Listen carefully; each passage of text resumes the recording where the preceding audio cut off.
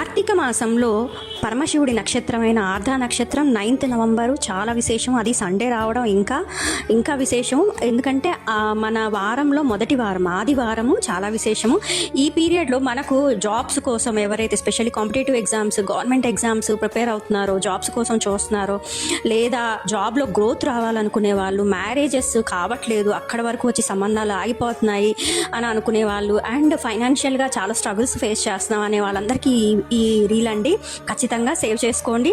So ఈ ఆదివారం రావడం ఎంత విశేషం అంటే, మనము ఈ చిన్న చిన్న పనులు చేయడం వల్ల మనకు ఈ రుణ విముక్తి కానీ, మ్యారేజెస్ కానీ అన్నీ అవుతాయి.